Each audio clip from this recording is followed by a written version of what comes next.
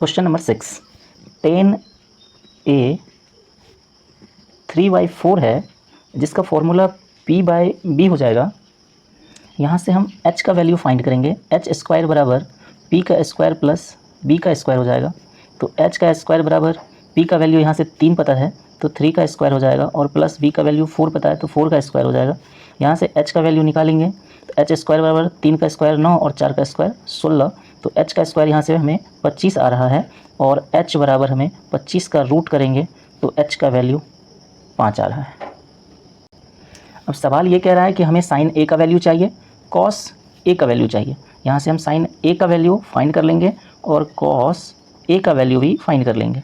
Sign a का value formula से आएगा। साइन a का फॉर्मूला होता है p/h, और p का वैल्यू यहाँ से पता है हमें 3, h का वैल्यू हमने अभी अभी निकाला 5, तो साइन का वैल्यू 3/5 हो जाएगा। कॉस a का फॉर्मूला होता है b/h, और b का वैल्यू अभी अभी यहाँ से पता है कि 4 हो जाएगा, और h का वैल्यू यहाँ पे फाइंड किया हमने 5 आ जाएगा। तो कॉस का वैल्यू 4/5 इसका आंसर आ गया। तो क्वेश्चन नंबर 7 पे आ गए हम। तो क्वेश्चन नंबर 7 कह रहा है टेन थीटा बराबर, अगला सवाल है क्वेश्चन नंबर 7, टेन थीटा बराबर 4/3। टेन थीटा बराबर 4/3। टेन का फॉर्मूला p/b होता है। यहाँ से हमें h पता करना होगा, तो h का स्क्वायर करेंगे p का स्क्वायर प्लस b का स्क्वायर हो जाएगा। h स्क्वायर बराबर p का मान 4 है तो 4 का स्क्वायर हो जाएगा, और b का मान 3 है तो 3 का स्क्वायर हो जाएगा। तो h का स्क्वायर बराबर 16 प्लस 3 का 9 हो जाएगा, और h बराबर √25 आ जाएगा। तो इस तरह से 25 का वर्गमूल 5 यानी h का मान 5 आ रहा है। हमारा सवाल यह है 3 sin theta plus 2 cos theta बट्टा 3 sin theta minus 2 cos theta का मान क्या होगा। यहाँ से हम फॉर्मूला पुट कर देंगे 3, और साइन की जगह साइन का formula p/h plus 2 into cos की जगह पे कॉस का फॉर्मूला b/h बट्टा 3 इंटू साइन का फॉर्मूला p/h और प्लस 2 इंटू कॉस का फॉर्मूला b/h। यहाँ से इसका वैल्यू पुट करेंगे। 3 इंटू p/h की जगह पे क्या आने वाला है, p का वैल्यू 4 है, यहाँ पे 4 आएगा। h का वैल्यू यहाँ पे 5 है, यहाँ पे 5 आएगा, प्लस 2 इंटू b का वैल्यू यहाँ से 3 आएगा, और h का वैल्यू 5 आएगा। नीचे में सेम फॉर्मूला p/h और b/h लगा है तो सेम वैल्यू भी पुट कर देंगे। 3 इंटू 4/5, यहाँ पे हमने प्लस कर लिया था लेकिन क्वेश्चन में माइनस दिया है, जिसको हमने अभी ठीक कर लिया, तो यहाँ पे माइनस हो जाएगा। और यहाँ 2 इंटू b/h होता है 3/5, यहाँ पे 3/5 आएगा।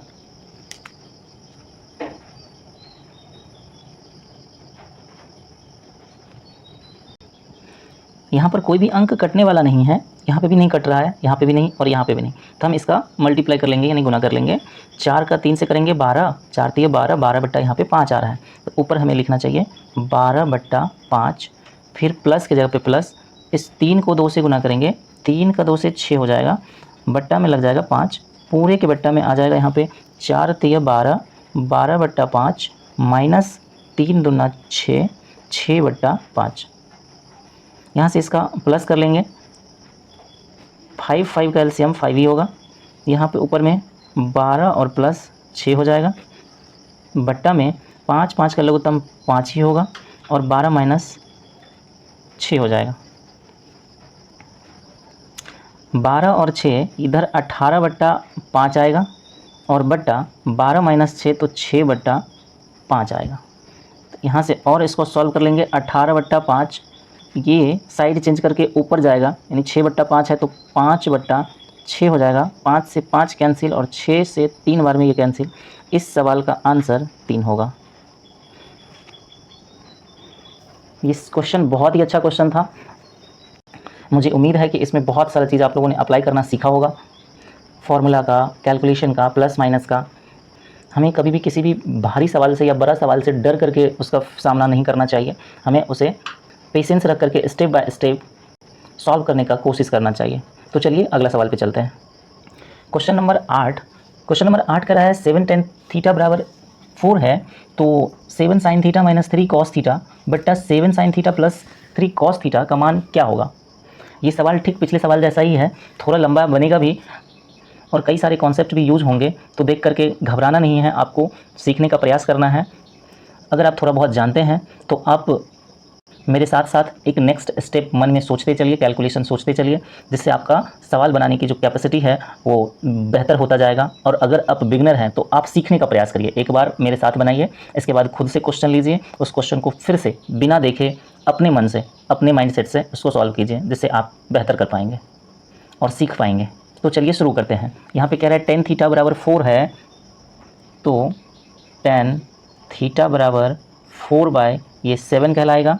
और इसका फॉर्मूला यहाँ पे लगाएंगे तो ये P/B हो जाएगा। यहाँ से हमें h निकालना चाहिए, और h का स्क्वायर होता है P का स्क्वायर प्लस हो जाएगा B का स्क्वायर। तो h का स्क्वायर P का स्क्वायर की जगह पे 4 आएगा, तो 4 का स्क्वायर हो जाएगा, B की जगह पे 7 आएगा, 7 का स्क्वायर हो जाएगा। तो h का स्क्वायर बराबर ये 16 हो जाएगा और ये 49 हो जाएगा। तो h का स्क्वायर बराबर इसका प्लस करेंगे, प्लस करने पे हमें यहाँ पर 65 मिल रहा है। स्क्वायर साइड चेंज करेगा, ये रूट में 65 आएगा, और 65 का वर्गमूल निकालना चाहेंगे तो 65 का वर्गमूल हम डायरेक्ट निकाल नहीं सकते, इसका वैल्यू तो पॉइंट में आएगा, तो रूट 65 को रूट 65 ही रहने देते हैं। और इस तरह से हमें तीनों वैल्यू पता चल चुका है कि P का वैल्यू 4 है, B का वैल्यू 7 है, H का वैल्यू रूट 65 है। एक स्टेप हमने सवाल का पूरा कर लिया। मुझे उम्मीद है कि यहाँ तक आप बहुत अच्छे से समझ पाए होंगे। अब आते हैं सवाल पे। सवाल क्या करें, 7 sin theta minus 3 cos theta बट्टा है 7 sin theta plus 3 cos theta. सवाल यहाँ पे लिखा है, मैं नीचे में इसका फॉर्मूला पे सेट कर देता हूँ। 7 इंटू साइन थीटा का P/H लगता है, माइनस 3 cos थीटा का B/H लगता है, बराबर 7 इंटू, फिर से सेम, अगर साइन ऊपर है साइन नीचे भी है तो P/H same as it is उतर जाएगा, P/H माइनस नीचे यहाँ पे प्लस है तो प्लस लगेगा 3 इंटू B/H। अब नेक्स्ट स्टेप हमारा ये होगा कि जितना भी फॉर्मूला है वहाँ पे हम अपना वैल्यू पुट कर लेंगे। तो 7 इंटू P का वैल्यू यहाँ से हमें पता है 4, यहाँ पे 4 हो जाएगा। H का वैल्यू हमें पता चला है 65, तो 65 हो जाएगा।